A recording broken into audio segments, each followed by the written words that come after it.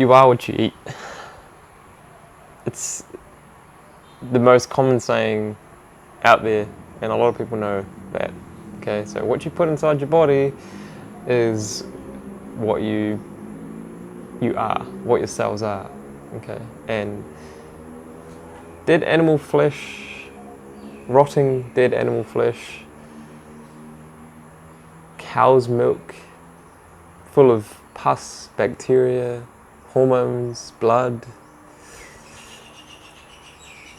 hens' periods, full of cholesterol, big cholesterol bombs, is not something I want to be made of. It's not something I want to put in my body, okay? And it just doesn't make sense. It doesn't make sense to eat those foods. The animals are getting all their nutrition from the plants. Why do we have to go through the animal?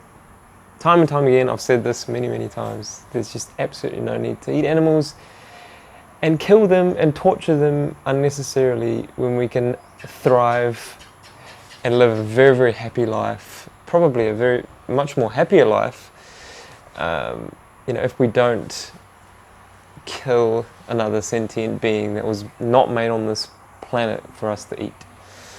It's as simple as that. And why people eat these foods is just astonishing, and we're going to look back one day and just be like, man, what kind of animals were we that we were killing other animals just so that we could eat them when there was so much other food around, but yet we still killed these animals for unnecessary reasons. Is it an ego thing? Is it a power thing? Is it a top of the food chain thing? I don't know. But now a lot of people are kind of changing what they eat for the better, for the planet, for the environment, things like that. So, all those people that are vegan, good on you guys, or transitioning towards veganism, good on you guys, and give yourselves a thumbs up and give this video a thumbs up too. So there's quite a few people on YouTube. I don't want to have a YouTube war, but there's people on YouTube that, they say, oh, this diet worked for me, but it may not work for you. And that's kind of something strange to say when you are advising a diet and trying to help people out. I don't really get it, because you're trying to say, this diet worked for me, but then you say it may not work for you, so maybe don't try it. So the difference, I think, between me and those people, I know it works, and so many other people it has worked for, the vegan diet, the plant-based diet, and it's astonishing to see how many people are benefiting. Not only people that have colitis, but so many other diseases. It does make sense. It does make sense, and not to go onto this path. Okay, the cancer. I know someone that has healed themselves of brain cancer. And that is pretty. That's pretty tough to do. So if someone can do that on a plant-based diet, then it's amazing what it can do. So anyway, I'm just going to rewind a bit and talk about once again, gut bacteria, and how we just complicate the shit out of it when we don't need to.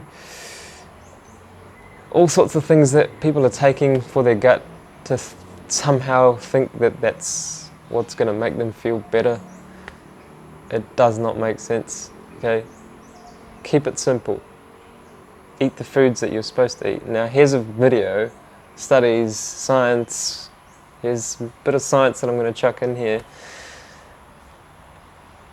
Gut microbiome, and what you want to fuel your body with, and what you want to put inside there to optimize your gut bacteria, okay? So here you go.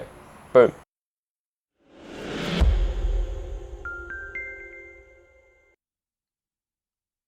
Good bacteria, those that live in symbiosis with us, are nourished by fruits and veggies, grains and beans, whereas dysbiosis, bad bacteria that may contribute to disease, are fed by meat, junk food, and fast food, seafood, dairy, and eggs.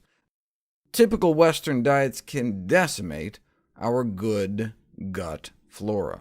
So you know how I was saying you are what you eat? Do you want your body to be in symbiosis with the food that you eat, or dysbiosis? I think I want the food to kind of go through me in a good relationship with my body, and that's exactly what fruits and vegetables do. Milk, cheese, eggs. You don't want to create an environment in there that's going to create a dysbiosis inside your gut. Okay? Take note.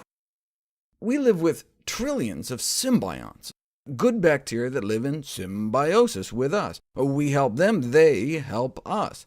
And a month on a plant-based diet results in an increase of the good guys and a decrease in the bad, the so-called pathobionts, the disease-causing bugs.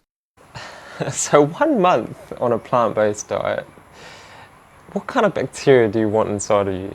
You want good bacteria that's going to combine, it's going to be in symbiosis with your body, it's going to help your body achieve what it needs to.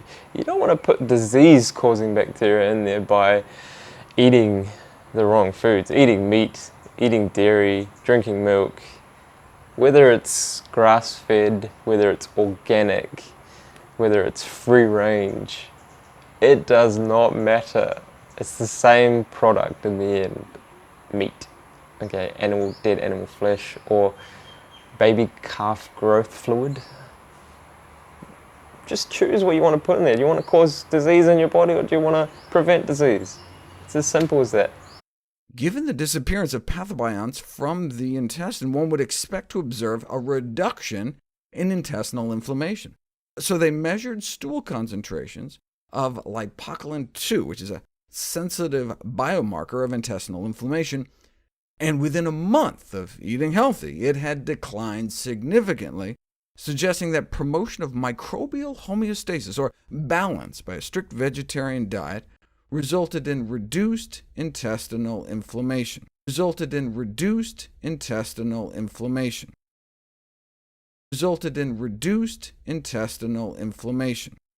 And this rebalancing may have played a role in the improved metabolic and immune system parameters.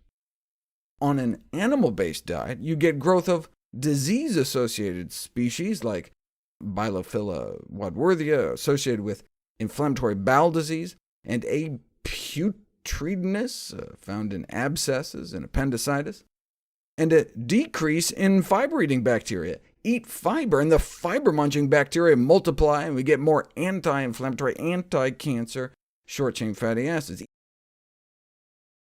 Eat fiber, and the fiber-munching bacteria multiply, and we get more anti-inflammatory, anti-cancer, short-chain fatty acids. Eat less fiber, and our fiber-eating bacteria starve away. They are what we eat. So prebiotics, okay, fiber from the food that we eat. Okay, fruits have a lot of fiber. They have really, really good soluble fiber for our guts. Vegetables, really good fiber as well.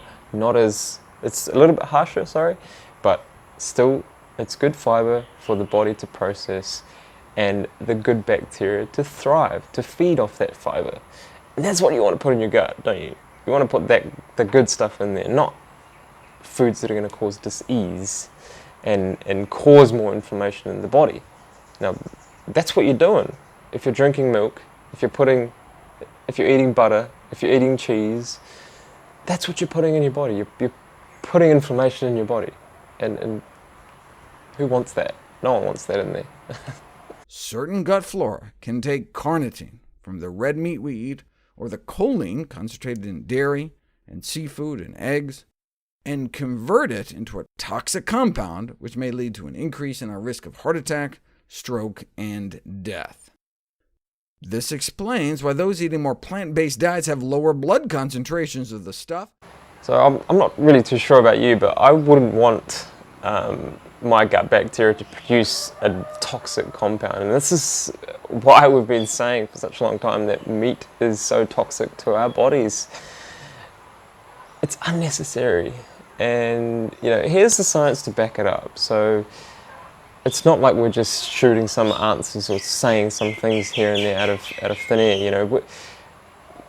Prebiotics obviously come from fiber, and the good bacteria feed off that. And so you don't necessarily need anything to enhance your gut flora when you're eating a good diet of fruits, vegetables, legumes, beans, nuts and seeds.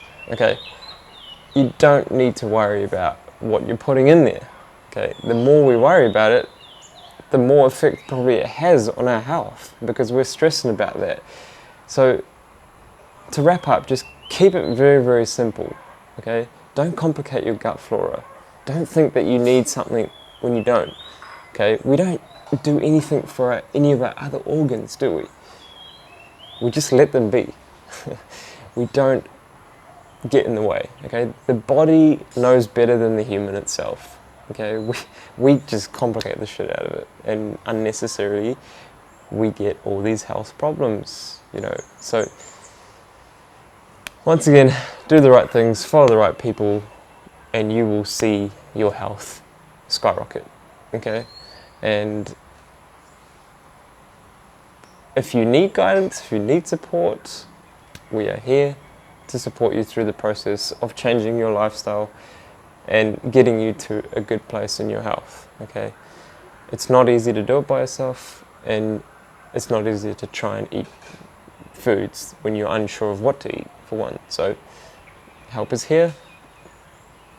And once again, if you found this video informational, give it a good thumbs up. And plant-based diets have such a profound effect on the human body, and they are going to help you. When you're eating animals, it's just not going to help you at all, and there's no need to kill all these animals when we can thrive just by eating plants, fruits, vegetables. It's really not that hard. So once again, thanks for staying tuned, and we will see you in the next video. Take care, guys. Bye.